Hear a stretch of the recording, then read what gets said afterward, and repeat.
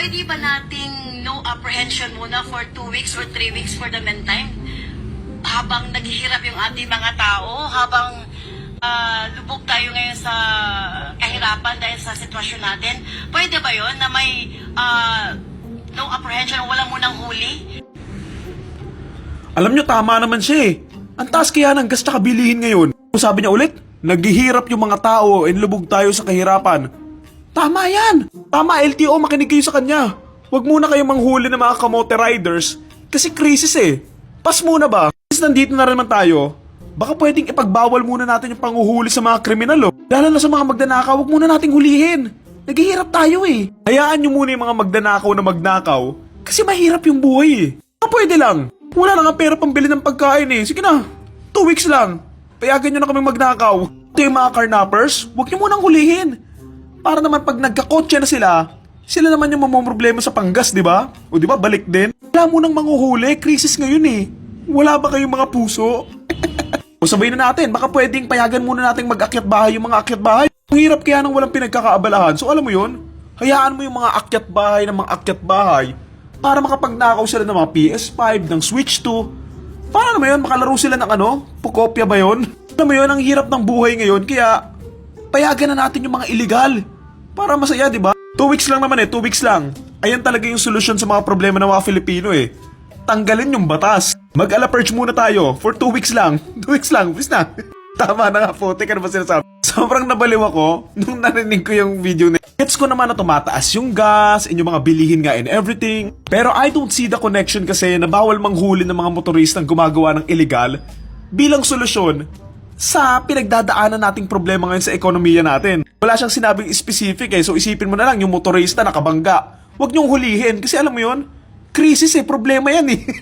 Ang solusyon dyan, huwag kang gumawa ng illegal tsaka ng hindi tama para hindi ka magbayad ng multa. Huwag kang kamote rider, ganun lang naman kasimple yun eh. Kasi ang stupid daw, wag daw muna manghuli yung LTO kahit 2 weeks lang. Anong gusto mo? Na mag-ala-purge muna tayo for 2 weeks?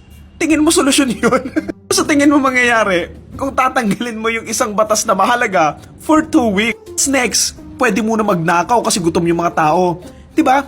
Hindi valid na reason yun eh. Isipin mo, may krisis man or wala, marami na talagang tatanga-tangang mga drivers. Pamotor man yan or sasakyan, madaming tatanga-tanga dyang may lisensya eh. So ano sa tingin mo mangyayari kapag hindi na sila pwedeng hulihin? Eh di wala, mag-aala GTA yan. Pag walang nang huli for 2 weeks, ano sa tingin mo mangyayari? Ano sa tingin mo? All out war yan sa kalsada. Napanood mo na ba yung Mad Max? Baka maging ganun tayo eh. Kapag pinos or nawala muna yung batas na yan for 2 weeks, alam mo yon, mas lalong lalala yung mga kamote riders. Kaya na nga silang pakialam sa batas ngayong may batas na, paano pa kapag tinanggal mo? Wala na! Gets ko naman na may mga problema din naman tayo sa mga enforcers na nanguhuli. May problema nga din doon sa mismong sistema na nagpapatupad nga ng batas, pagulo yung way ng tamang pagbabayad nga ng multa.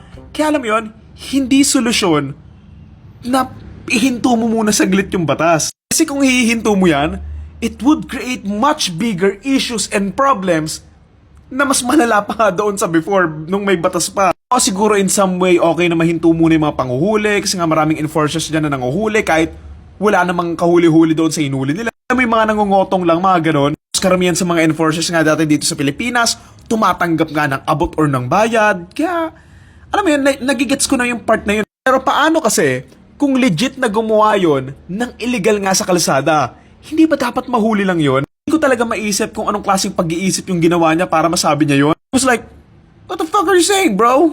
What are you on?